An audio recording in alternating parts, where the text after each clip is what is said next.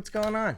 Hey, you guys want to hear some weed stories? Some dumb teenager weed story stuff? Well, you're in the right place. I just wanted to talk about a really important part of my life back in the day, and that was when I found marijuana. I mean, it's pretty natural that we all go through this. I think it's because we're trying to be cool, we're trying to fit in, and we're trying to just break up the monotony. Once you've been stuck in school for a while, it gets monotonous. You're doing the same stuff over and over. I mean, of course you have the girls, and that's giving you all the dopamine rushes and all that. But man, once you find pot, that was a game changer for me. So of course I got introduced to it by my older brother. I mean, what's an older brother without being a bad influence sometimes? And the first time I ever smoked, I don't know for what reason it is that you don't get high. I do remember the first time packing it into this little metal bowl and coughing right into it as I tried to inhale.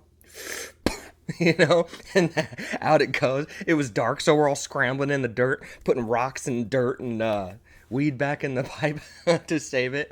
Because, it's such a rare commodity and it cost you money and we didn't have much. Nobody's really working, so you had to save everything you could get. But anyway, the next time I got high, and I got high. I'm not kidding you. My eyes turned bloodshot red. That happens if I smoke pot. Bloodshot red. Like unbelievably, undeniably stoned. And I don't remember much from that day, but I know we went to Round Table. We ran into it like a long lost cousin. I'm just trying to avoid eye contact. Everything's making me laugh. The pizza tasted better than it's ever tasted ever. That was kind of the start to, oh, we got to do this more and more, and I got to show my friends about it. So I'm hanging out with my cousin and my buddy Gay Man, and we all three get into it. Mike falls into it real quick with me. He's not a pussy. He was down to try shit. Gay Man took a little longer to succumb to the idea, but eventually we got him. And oh man, we were just the stoner trio, Our entire high school life started to revolve around that. How do we find it? Where do we get it? Who do we buy it from? And then where are we going to smoke it together, Obviously, our parents weren't going to approve. We weren't going to ask them about it. That's another funny thing, too, is, man, the danger that you put yourself in for this weed. It was insane. We were going to the sketchiest houses with, guns on the tables and, like we're involved in a hard drug activity. But it was just to buy a little bit of weed. And you'd go to the seedy neighborhoods and knock on sketchy doors and try to find this stuff. And man, that should have been, that's such a red flag. But, we all survived it. We all got it. We'd be saving every dime we could to get it. And when I was growing up, all we had was Shake, Mex, and Green Bud. That was the only three options, dude. It wasn't all named and stuff. Maybe if you were reading High Times magazine, it was. But yeah, so we would have Shake, which had so many seeds in it. Mex, which had so many seeds in it, but was more like compacted. And dude, I don't know why they called it Mex. I'm not sure if it was from Mexico and it was just some shitty ass stuff. But pretty much it was like smoking hay with seeds in it. And then you had the Green Bud, which was like top tier to us, Like it would actually get you stoned for more than 10 minutes at a time. So your money went a little bit farther. So my parents, unfortunately, had the place where we could do it. I've said before, we moved some stuff into the barn, had a couch out there, my Nintendo 64. And so it was a perfect place for us to smoke too. And that's what we would do. We'd get stoned, smart enough to get some eye drops, and we'd just hang out there for hours and do our thing. I mean, we had so many good times in that barn. Me and Mike, I remember, we whittled pipes. So we made our own pipes out of wood. I mean, it was so fun. I tried to make like a really long stem, like a Gandalf stem. I wanted one so cool. It ended up breaking, but for whatever reason, mine and Mike's fit perfectly together, and we ended up gluing them or whatever, and we actually used that pipe quite a bit of times, funny enough. I ended up losing it over the years. I don't know where it went. I don't know if my parents found it and threw it away. That was cool. We actually did it. Like one of those harebrained ideas that actually comes to fruition, so it was pretty cool. Funny story. So my dad had a camper shell on this truck. I was actually driving it at the time. It was a GNC Sonoma. So I'd go back and forth with putting the camper shell on and off because, it looked gay, but you could sleep inside of it if you had it on. So I was always back and forth. Couldn't make up my mind about how I wanted it. Looks usually overcame use, so I would have it off most of the time. But we had it in the barn. One time, dude, we're low on weed. I'm talking, we had one bowl, half a bowl, and we had to try to maximize its potential.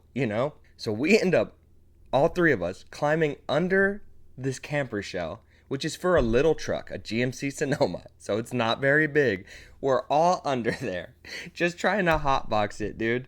And it was working for the most part. We were having great success, not much oxygen in there, just weed smoke everywhere. Until Gay Man, who had long hair at the time, lights his hair on fire. And it didn't burn completely. It didn't go up in flames. But God, it was enough to just smoke us out, dude. It ended up smelling like shit under there. We were all just gassed out. Couldn't stay anymore. But yeah, that was the kind of stuff we got up to, man.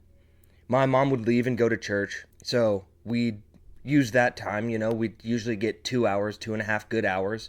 And we'd get high and we'd watch Half Baked. And we would just laugh so hard. And that was what was the whole important bit.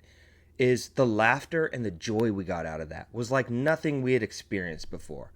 I mean, laughing so hard. I remember one time laughing so hard that I don't know if it was because I was so high, but it felt like I pissed every 5 minutes in my pants, dude. So I was out there. I'd be changing into different boxers. I mean, and it felt like every 5 minutes. I think I went through like 5 or 6 pair till I was down to like tighty whities I had to put on. And it's just that, man, the laughter that we got out of those. And then the hunger.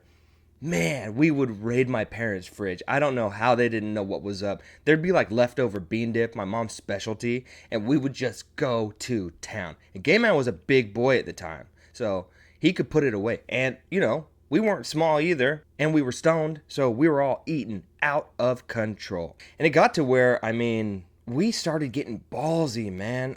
Gay Man would come over and we would smoke out of my bathroom window. My bathroom had a little window above the shower.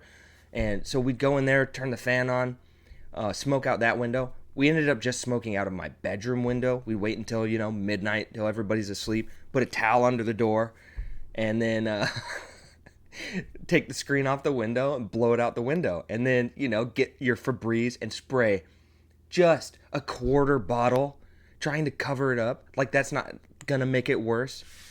We didn't get caught. I don't know how. I almost got caught. Oh man.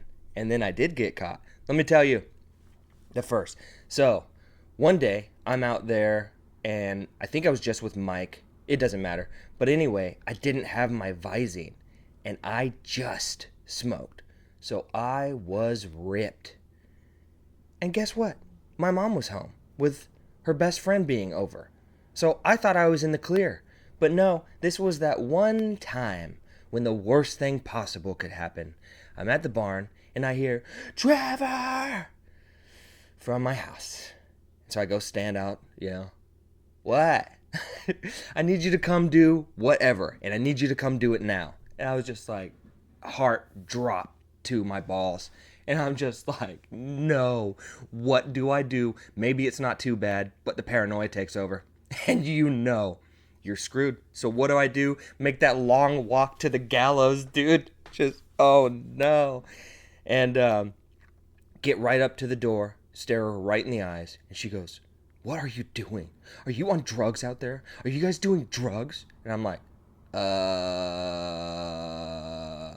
And then I can't believe it. And I can't believe it worked. My mom's best friend, who actually her son, we were buying a lot of weed from, and I'd smoked with before, but her son, so was going through his own set of issues. She comes to my rescue and she goes, no, it's pretty windy out there. I'm sure just something got in his eye. I was like, yeah, that's it.